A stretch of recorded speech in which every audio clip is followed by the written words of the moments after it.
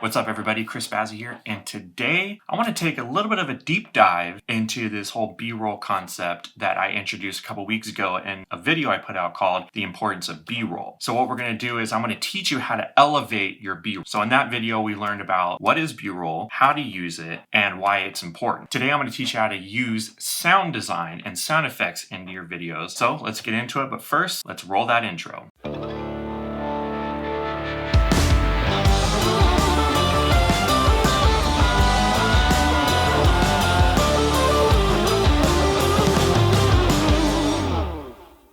Welcome back everybody, glad you're here. It's great to see all your smiling faces. So like I said in the intro, we're going to be talking about sound design and how it can elevate your B-roll. So you're probably asking, is sound effects and sound design really necessary for that? I mean, isn't my camera capturing the audio? Well, yes and no. Yes, your camera is capturing that audio, but if you're like me, who shoots at a higher frame rate and then slows it down to real time or 24 frames a second, that audio slows down with it and actually becomes extremely distorted, very garbled and disgusting, and it's not usable. So what I do is I go in, I take out the audio, and then I input my own sound effects. So let me show you an example of the video that I put out a couple weeks ago called How I Make Coffee, Importance of B-roll. I had a little 30-second B-roll sequence in there, and we're just gonna play that, and I'm gonna show you exactly what I use in there. So let's jump into Premiere, and I have a sequence right here of it ready to go. So let's go ahead and just play that real quick.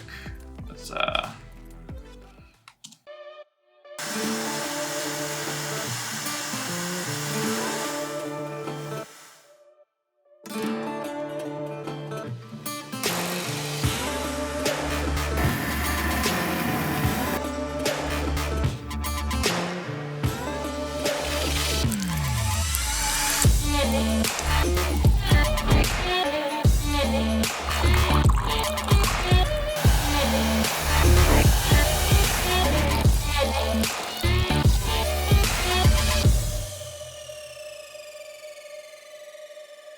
Nice. All right. So there's a full 30-second sequence that I did for that video. So let's actually jump into it, a little bit more of a deeper dive. So here's a timeline that I'm working on right now. So everything here in orange will be our sound effects that I use. And then the green down here is a music track that I used for it. And then of course, everything above will be the video, my adjustment layers, and then a little bit of some cinematic bars go on top and bottom of the video, just to give it that cinematic feel. It's not needed, but so let's focus on the sound effects that I use. So let's go by piece, and I'll show you what sound effects I use for it. So in this beginning part, we have that espresso machine with that steam right there. And for that, I use something called Steam Engine Stack 1. So it's like a train steam engine stack, just blowing steam out of its little tube at the top of it. That's all it is.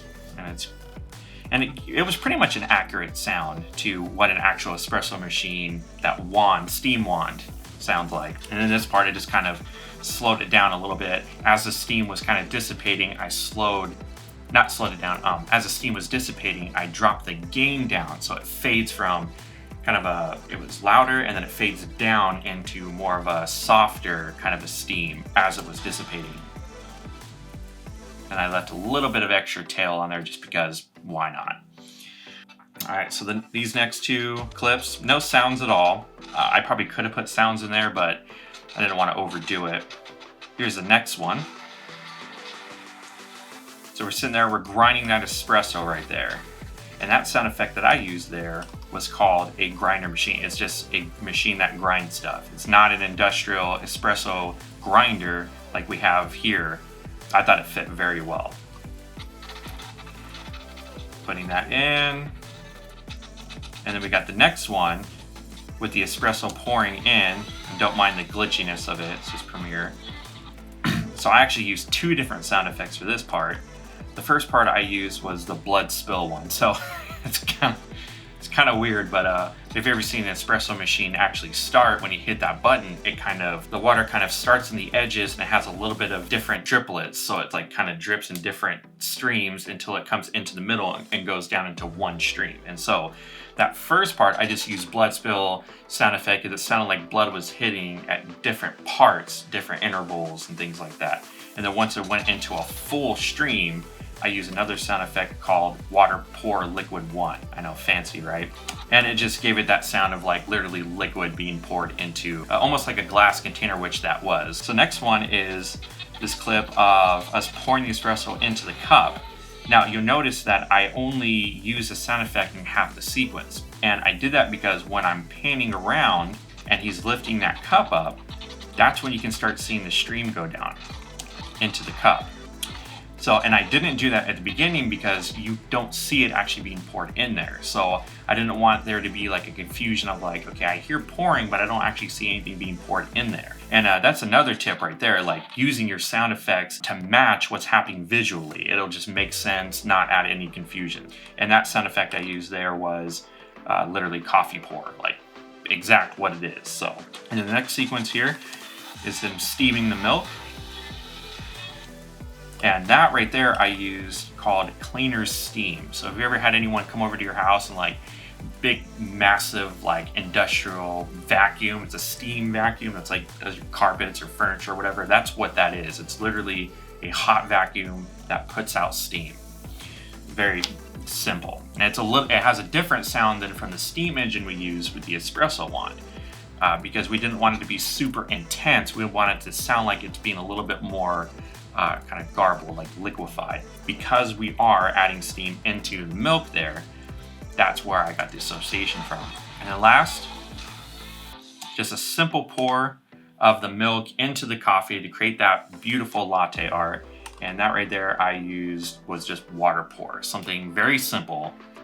So that's about it. A 30-second sequence. Not everything had sound effects in it. You could do that. You could go through and add sound effects for every single scene, but I felt like it wasn't necessary for this particular project.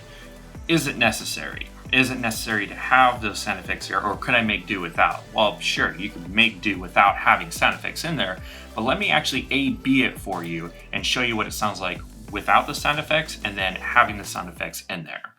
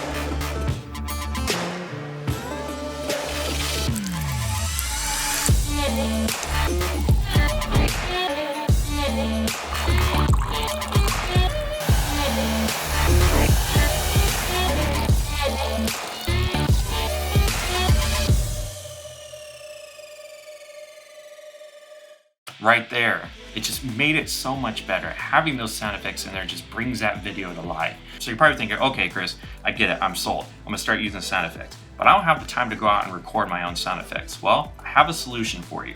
Now you have a couple options here. So you can either you can just Google free sound effect and find the sound effects library and get the sound effects that you're looking for. But I sometimes it's lackluster for me. Sometimes I feel like it just falls short of the sound that I'm looking for. What I use personally is a website called Epidemic Sound. Now I'm not being paid or I'm not sponsored by them. I just love their product and I pay a monthly subscription for them. That's the downside. You do have to pay for it. But what you're getting with them is copyright free music, so you can use it in all your videos videos on YouTube and social media and for corporate projects and stuff like that, and it won't get taken down. You won't get a copyright strike. And they also provide high quality sound effects as well. I mean, they just have a massive library of sound effects that you're looking for.